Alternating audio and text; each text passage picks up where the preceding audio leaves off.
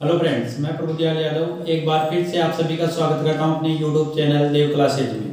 दोस्तों, आज की वीडियो में बात करेंगे क्लास 10 की प्रश्नावली 2.2 में जिसमें पहला प्रश्न है, निम्नलिखित संख्याओं को अभाज्य गुणनखंडों के गुणनफल के रूप में व्यक्त कीजिए। हमें कुछ संख्याएं दी गई है, इनको अभाज्य गुणनखंडों के गुणनफल के रूप में लिखना है। तो दोस्तों, अभाज्य संख्या क्या होती है भाई, थोड़ी इस पर बात कर लेते हैं। अभाज्य संख्या ऐसी संख्याओं को कहते हैं जिनमें केवल एक और स्वयं का भाग जाए। जैसे मान लीजिए कोई संख्या है 7, तो 7 में 1 और 7 के अलावा किसी भी अन्य संख्या का भाग नहीं जाता है। तो ऐसी संख्याओं को कहते हैं अभाज्य संख्याएं। तो ऐसी संख्याएं हैं 2, 3, 5, 7, 11, 13 और आगे भी ऐसे। तो ये सभी संख्याएं हैं वो अभाज्य संख्या है। इनके गुणनखंडों के गुणनफल के रूप में है। इन संख्याओं को हमें लिखना है। देखिए, सबसे पहले इनके गुणनखंड करेंगे और गुणनखंड करने के लिए हम 468 है, 468 की गुणनखंड करेंगे, अभाज्य गुणनखंड करेंगे। दोस्तों, सबसे पहले हमें इनमें 2 का भाग देंगे। सबसे पहले जिस संख्या का भाग देंगे वो 2 है। अगर 2 का भाग नहीं जाएगा तो फिर 3 और फिर ऐसे आगे। और केवल अभाज्य संख्याओं का ही हम भाग देंगे। जैसे 4 का, 6 का, 9 का, इनका भाग नहीं देंगे। जैसे 4 में 1 और 4 के अलावा 2 का भाग जाता है। 6 की बात करूं तो 1 और 6 के अलावा इसमें 2 और 3 का भाग जाता है। तो ऐसी संख्या हमें नहीं लेनी है, हमें केवल अभाज्य संख्या लेनी है। तो सबसे पहले अभाज्य संख्याओं में शुरू करेंगे हम 2 का भाग देना। अब दोस्तों, पता कैसे चलेगा कि किस संख्या में 2 का भाग जाएगा या नहीं? तो जिस संख्या का पहला अक्षर, जैसे हमारे पास 468 है, 468 में इकाई का अंक 8 है, तो उन सभी संख्याओं में 2 का भाग जाता है जिनका पहला अक्षर 0, 2, 4, 6 और 8 होते हैं। जो संख्याएं 0, 2, 4, 6 और 8 से शुरू होती है, उनमें सब में 2 का भाग पूरा जाता है। तो जैसे यहाँ 5 है पहला अक्षर, तो इसमें 2 का भाग नहीं जाएगा। तो देखिए, हमारी पहली संख्या में पहला अक्षर 8 है, तो इसमें 2 का भाग पूरा जाएगा। तो 2 का भाग देंगे। 2 का भाग 4 में दे तो आते हैं 2, 2 का भाग 6 में दे तो 3 और 2 का भाग 8 में दे तो आगे 4। अब देखिए दोस्तों, यहाँ पहला अक्षर 4 हो गया, इसका मतलब इसमें भी 2 का भाग जाएगा। तो 2 का भाग देंगे। 2 एकम 2, 2 एकम 2, 2 संते 14। ऐसे हम 3 की बात करें। अब देखिए दोस्तों, यहाँ पर पहला अक्षर 7 हो गया, इसका मतलब इसमें 2 का भाग तो जाएगा नहीं। अब 2 का भाग नहीं जाएगा तो हम देंगे 3 का भाग। अब कैसे पता चले कि 3 इस संख्या में 3 का भाग जाएगा नहीं? जैसे 117 है तो इसमें 3 का भाग जाएगा नहीं जाएगा। इसका पता करने का तरीका है दोस्तों, जो संख्या है उसमें, जैसे यहाँ 117 है तो 117 में 3 अक्षर हो गए, तो तीनों अक्षरों का जोड़ कर लेंगे। 1 + 1 + 7। तो देखिए, 1 + 1 + 7 बराबर हो गए 9। अगर इस 9 में 3 का भाग पूरा जाता है तो 117 में भी पूरा जाएगा। तो देखिए, 9 में 3 का भाग पूरा जाता है, तो 117 में भी पूरा जाएगा। चाहे तो आप देकर देख सकते हैं। 3 दिया 9, शेष बच गए 2, उतार लिए 7 और 9 × 27, बाकी करे तो 0 0। 3 का भाग देंगे तो यहां देखिए चला गया 39 बार। अब 39 में 3 का जाता है नहीं, वो देखने के लिए 3 और 9 को जोड़े तो होते हैं 12। 39 में 2 अक्षर है, 3 + 9, तो दोनों का जोड़ हो गया 12। 12 में 3 का भाग पूरा जाता है तो 39 में भी जाएगा। और 3 का भाग 39 में जाता है 13 बार। अब 13 में किसी का भी भाग नहीं जाएगा दोस्तों। 13 में केवल 13 का भाग ही जाएगा, जो यहाँ हम कर देते हैं। 13 का भाग 13 में 1 बार जाता है। तो जो 468 है उसको हमें अभाज्य गुणनखंडों के गुणनफल के रूप में लिखें तो उत्तर आएंगे 2 × 2 × 3 × 3 × 13।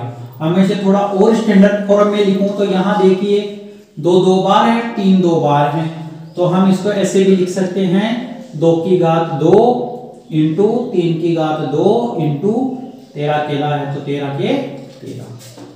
ये इसका पहले का उत्तर हो गया। अब इसमें दूसरा है 945, तो 945 के भी हम वैसे ही गुणनखंड करेंगे। देखिए पहला अक्षर 5 है, इसका मतलब 2 का तो जाएगा नहीं, तो 3 का देखें तो 3 का देखने के लिए तीनों अक्षरों का जोड़ करेंगे। 9 4 13, 13 5 18, 18 में 3 का भाग पूरा पूरा जाता है तो 945 में भी पूरा पूरा जाएगा। तो देखिए 3 का भाग 3 दिया 9, 3 एका 3 और 3 पंजे 15। अब देखिए 315 में भी देकर देखते हैं, तो 315 में तीनों को का जोड़ करें तो 5 1 6, 6 और 3 हो गए 9, 9 में 3 का भाग पूरा पूरा जाता है तो इसमें भी पूरा पूरा जाएगा। 3 एका 3, अब 1 में भाग नहीं जा रहा तो भाग टूट की 0 और 3 का भाग 15 में तो 5 5। अब देखिए आगे इनका जोड़ करें तीनों का तो 6 हो गया, 6 में 3 का भाग पूरा पूरा जाता है तो 3 का देंगे, यहाँ जाएंगे 3 3 9 और 3 पंजे 15। अब देखिए अब जोड़ करें तो होता है 3 और प्लस 5 हो गए 8, 8 में 3 का भाग पूरा पूरा नहीं जाएगा तो 35 में भी नहीं जाएगा। अब 3 का भाग नहीं जाएगा तो फिर देंगे हमें 5 का भाग जाएगा। अब 5 की भाज्यता का भी देख लीजिए कि कौन सी संख्या में 5 का भाग जाएगा और कौन सी संख्या में 5 का भाग नहीं जाएगा। तो जो संख्याएं 0 और 5 से शुरू होती है, जो भी संख्याएं 0 और 5 से शुरू होती है उनमें सब में 5 का भाग पूरा पूरा जाता है। तो जिसमें पहला अक्षर ये 5 से शुरू हो रही है, इकाई का अंक 5 है तो इसमें 5 का भाग पूरा पूरा जाएगा। अब 5 का भाग 35 में जाता है 7 बार, अब 7 में केवल 7 का जाता है 1 बार। तो देखिए दोस्तों अब 945 को अभाज्य गुणनखंडों के गुणनफल के रूप में लिखूं तो ये हो जाएगा 3 इंटू 3 इंटू 3 इंटू 5 इंटू 7। अब थोड़ा और से सही करें तो देखिए 3 कितनी बार है, 3 बार, तो यहाँ हो जाएगी 3 की घात 3 और अंग्रेजी में इसे पावर भी कहते हैं। जो दोस्त हिंदी में घात नहीं समझते हैं उसे और सही बताऊं तो अंग्रेजी में पावर भी कहते हैं, पावर का ही ज्यादा इस्तेमाल करते हैं, घात का लोग कम इस्तेमाल करते हैं। तो इसे 3 की पावर 3 या भी पढ़ सकते हैं और 3 की घात 3 भी पढ़ सकते हैं। अब 5 और लास्ट में 7, तो ये इसके अभाज्य गुणनखंडों के गुणनफल के रूप में हो गया 3 की घात 3 इंटू 5 इंटू 7। आगे है नंबर 3 140। अब देखिए 140 का पहला अक्षर 0 है, मतलब 2 का भाग पूरा पूरा जाएगा, तो 2 का भाग 140 में दे तो 70 बार जाता है। फिर पहला अक्षर 0 है तो मतलब 2 का भाग जाएगा, तो 2 का भाग इसमें जाता है 35 बार। अब 35 का पहला अक्षर 5 है, मतलब 2 का तो जाएगा नहीं, अब 2 का नहीं जाएगा देखेंगे 3 की, 3 तो 5 और 3 का जोड़ करें तो होता है 8 और 8 में 3 का भाग पूरा पूरा नहीं जाता, मतलब इसमें 3 का भाग भी नहीं जाएगा, तो फिर कितने का देंगे 5 का। 5 का भाग जाता है 7 बार और फिर 7 का भाग 7 में 1 बार।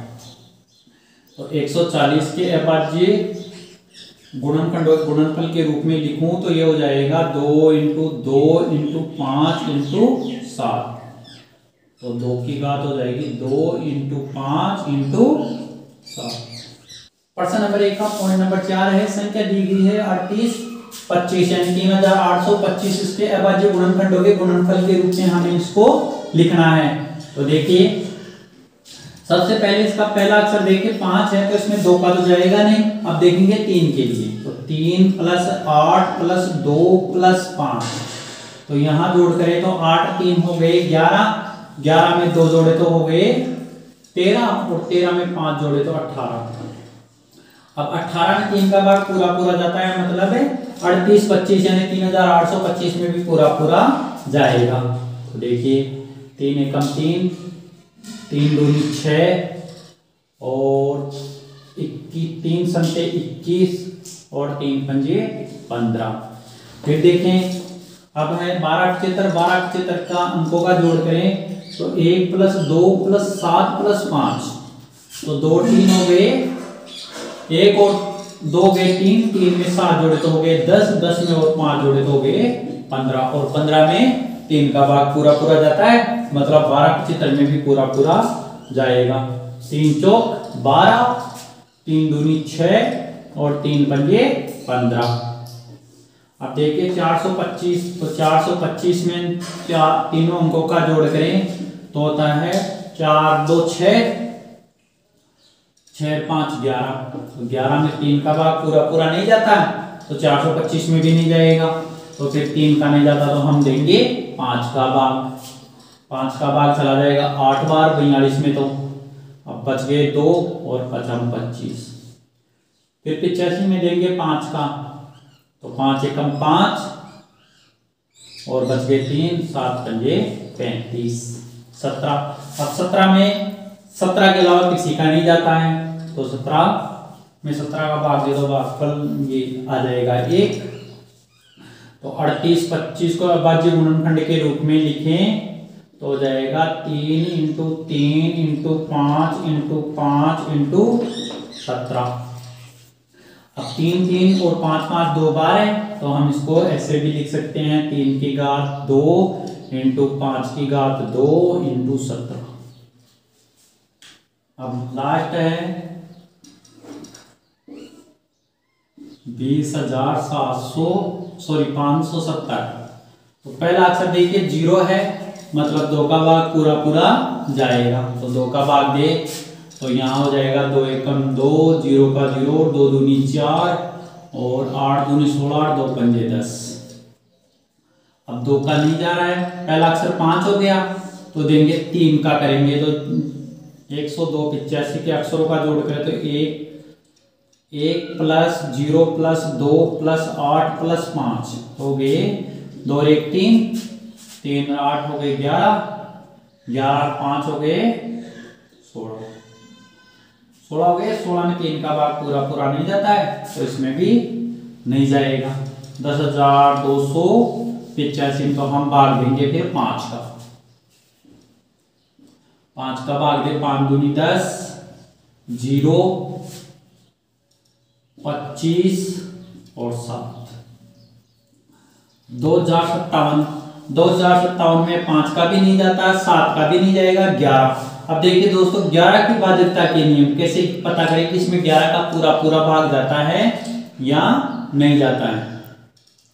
तो इकाई और दहाई अक्षरों का जोड़ करने पर दोनों का अंतर या तो 0 हो या 11 हो, उसमें 11 का भाग जाता है।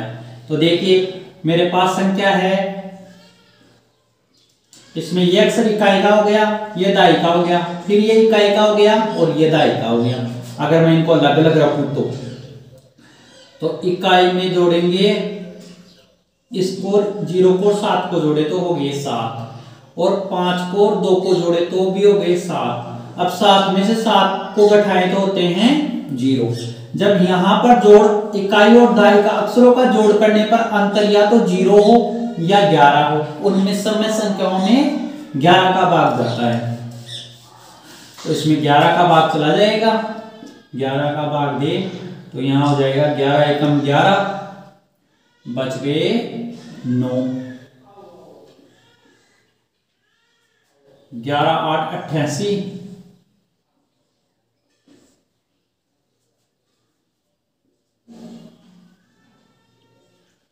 और 11 7 77। तो 11 का भाग 2057 में चला जाएगा 187 बार। अब देखिए फिर वैसे ही करेंगे, इकाई यहां इकाई दहाई 3 अक्षर है, तो पहले अक्षर को और तीसरे अक्षर को जोड़े, तो पहले अक्षर को और तीसरे अक्षर को जोड़े तो हो गया 7 + 1 बराबर 8, और 8 में से 8 की बाकी करें तो हो गया 0। तो इसमें भी 11 का भाग चला जाएगा। 11 एकम 11 और 11 7 77। अब 17 में चला जाएगा 17 का भाग 1 बार, तो इसके अभाज्य गुणनखंड है वो हो जाएंगे 20,570 के 2 इंटू 5 इंटू 11 इंटू 11 इंटू 17। अब 11 दो बार है तो हम इसको ऐसे लिखेंगे 2 इंटू 5 इंटू 11 की घात 2 इंटू 17।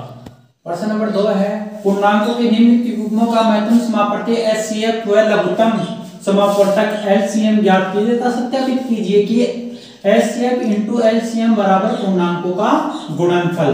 यानी जो दो संख्याएं हमें दी गई है उनका HCF और LCM भी ज्ञात करना है और ये भी बताना है कि इनका LCM और HCF को गुणा करें तो ये दो संख्याएं हैं उनके गुणा के बराबर होता है। तो देखिए सबसे पहले 96 के गुणनखंड करेंगे तो 96 के गुणनखंड हो जाएंगे 2 चौके 8 और 8 दूनी 16। यहाँ करें तो हो गए 2 दूनी 4, 8 2 चौके 8। यहाँ हो गया 2 का भाग 12, फिर 2 6, फिर 2 का भाग 6 में 3 बार और फिर 3 में 3 का भाग 1 बार। ऐसे 104 का कर लेंगे 2 का भाग 52 बार, फिर 2 का भाग 26 बार, 2 का भाग 13 बार और फिर 13 में तो फिर 13 का भाग ही जाता है 1 बार। तो दोस्तों ये करना आवश्यक नहीं है, इसके लिए हम या व्रत कार्य करके देख सकते हैं और कर भी दोगे तो गलत नहीं है। इसके लिए हम सीधा यहाँ लिख देंगे 96 और 96 लिखकर उसके गुणनखंड लिख लेंगे 2 इंटू 2 इंटू 2 इंटू 2, 1 2 3 4 5 बार है, 1 2 3 4 और ये 5 इंटू 3। तो मैं इसे और थोड़ा सही लिखूं तो यहाँ हो जाएगा 2 की घात 5 इंटू 3। ऐसे 104 के लिए लिख लेंगे। 104 के जो गुणनखंड है वह है 2 इंटू 2 इंटू 2 इंटू 13। देखिए यहाँ हो जाएगा 2 की घात 3 इंटू 13। अब हमें 96 और 104 का सबसे पहले तो ज्ञात करना HCF। तो इसका HCF हो जाएगा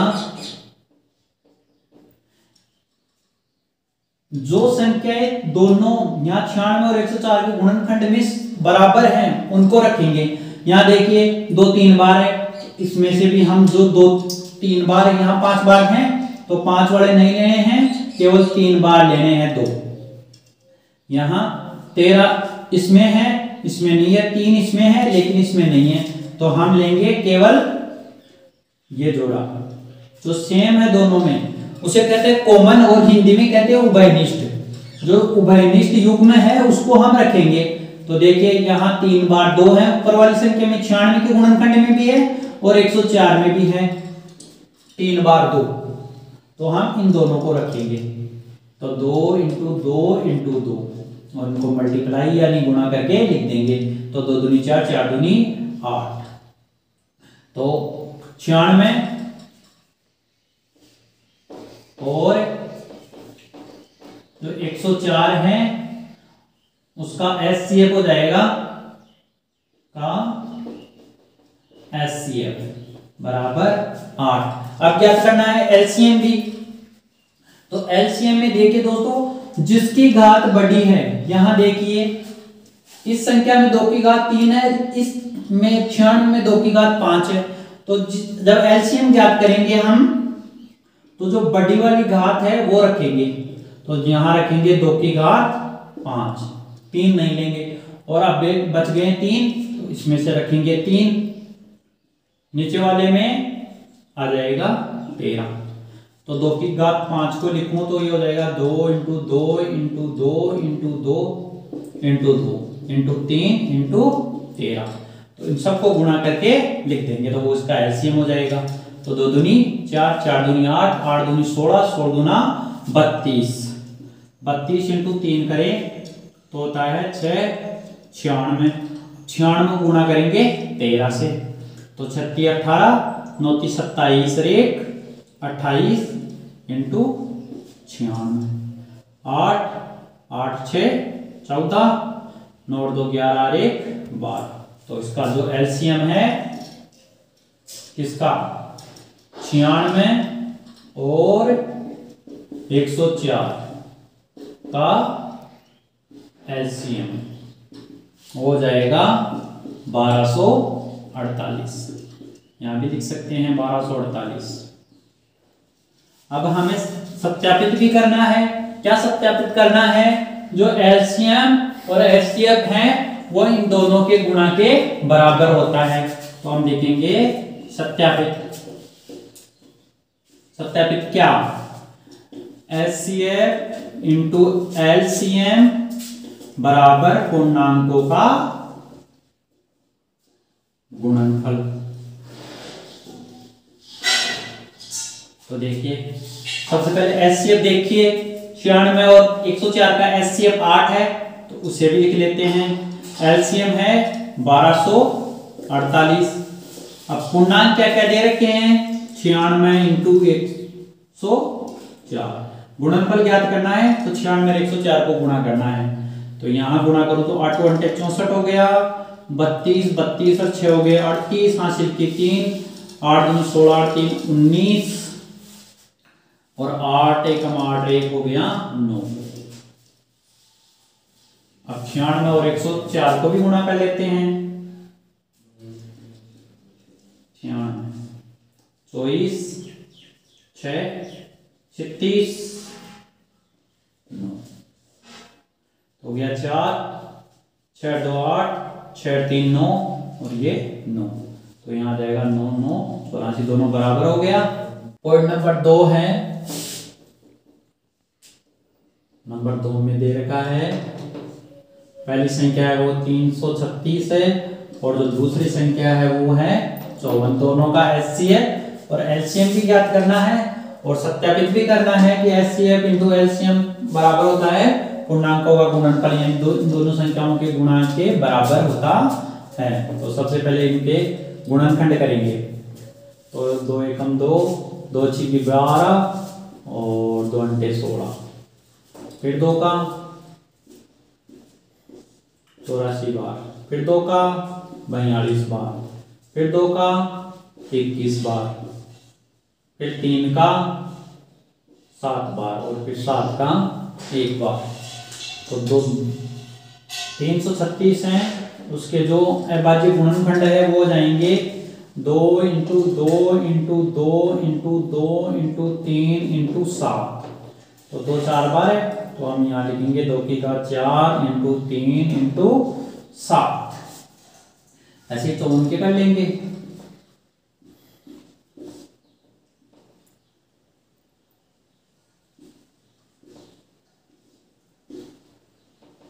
तीन और 1। तो इसके 54 के अभाज्य गुणनखंड करें तो होते हैं 2 × 3 × 3 × 3।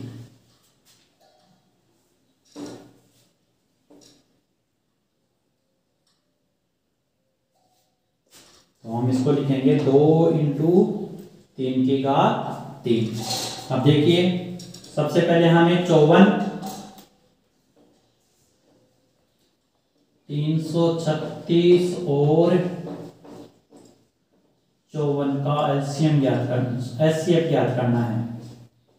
एचसीएफ बराबर देखिए अब केवल इसमें 4 बार 2 हैं और इसमें 1 बार है।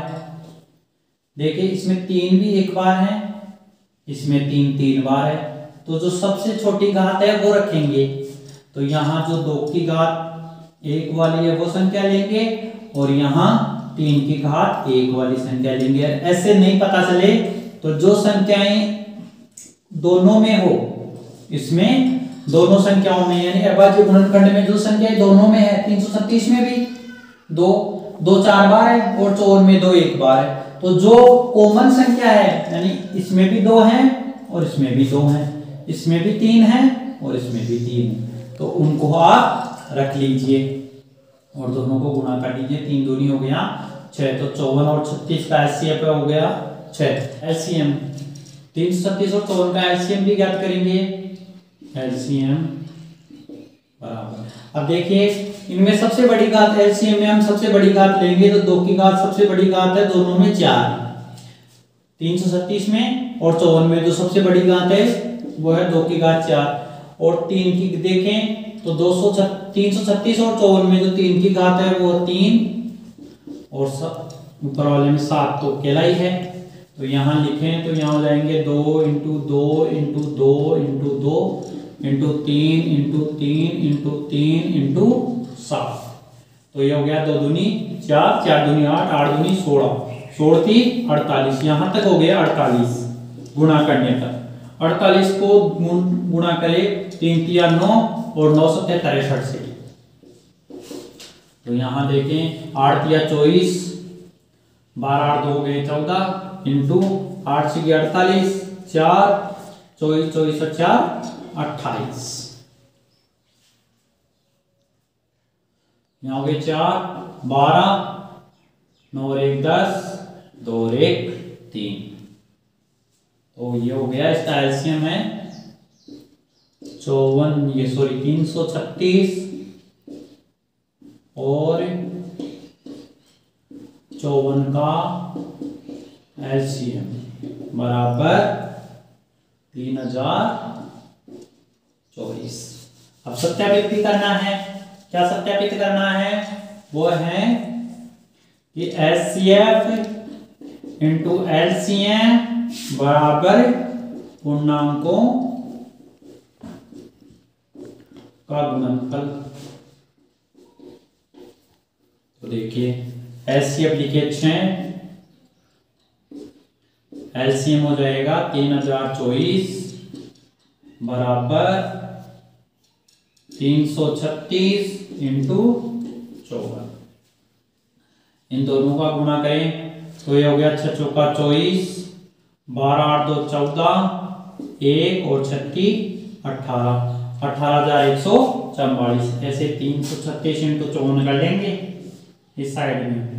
24, 12 8 2 14, 4 3 12 1 13 इंटू 30, 15 और 3 हो गए 15 3 हो गए 18 और 15 1 16। यहाँ हो गए 4 4 8 3 11, 4 1 7 1 वाली 8 और 1 का 1। तो 18,144 तो इधर भी आ जाएगा 18,144 दोनों। नंबर 3 है 90 और 144। तो 90 और यहाँ जाएगा 144। सबसे पहले इनके अभाज्य गुणनखंड करेंगे। तो 90 के देखिए 45, 2 का जाएगा नहीं, 3 का 15, फिर 3 का 5 और फिर 5 1। तो यहाँ 90 के मैं अभाज्य गुणनखंड लिखूं तो ये हो गया 2 इंटू 3 इंटू 3 इंटू 5। तो 2 इंटू 3 की घात 2 इंटू 5, ऐसे 144 का कर लेंगे 2। तो हो गया 72, 2 36, 2 18, 2 9, फिर 3 3 और 3 1। 144 के जो अभाज्य गुणनखंड हैं वो जाएंगे 2 into 2 into 2 into 2 into 3 into 3। तो देखिए यहाँ हो गई 2 की घात तो हो गई 4 इंटू 3 की घात हो गई 2। अब दोनों का एचसीएफ ज्ञात करना है। 90 और 144 का एचसीएफ। दोनों की छोटी घात देखिए, इसमें 2 हैं, ये दोनों बराबर हैं, 5 1 में है ही नहीं। तो यहाँ हो जाएगा 2 इंटू 3 की घात 2। तो इसको हल करें तो 2 इंटू 3 हो गया। तो यहाँ हो जाएगा 3 3 9 9 दूनी 18। तो 90 और 144 का जो एचसीएफ है वो तो हो जाएगा 18। ऐसे ही याद कर लेंगे हम एलसीएम। 90 और 144 का एलसीएम। अब एलसीएम में बड़ी घात लेनी है तो 2 की बड़ी घात तो है 4, 3 की बड़ी घात है 2 और साथ में आएगा 5। तो ये हो जाएगा 2 into 2 into 2 into 2 into 3 into 3 into 5। तो ये हो गया 2 दूनी 4, 4 दूनी 8, 8 दूनी 16। यहाँ तक हो गया, इनका मान हो गया 16। यहाँ 3 3 9, 9 पंजे 45। तो 45 इंटू कर देंगे 16, 30 और 24 3 हो गए 27 और 45 से कम 45। 0 7 5 हो गए 12, 4 2 6 1 हो गया 7। तो इन दोनों का जो एलसीएम है वो आ जाएगा 720। अब सत्यापित भी करना है। सत्यापित क्या सत्यापित करना है कि एचसीएफ इंटू एलसीएम बराबर पूर्णांकों का गुणनफल। देखिए एचसीएफ है वो तो है 18 और एलसीएम है वो है 720। यहाँ जाएगा पूर्णांक है वो है 90 इंटू 144। सबसे पहले ये 0 वापस लगा देते हैं। 18 का पारा 2 बार बोले तो 18 दूना 36, हासिल की 3, 18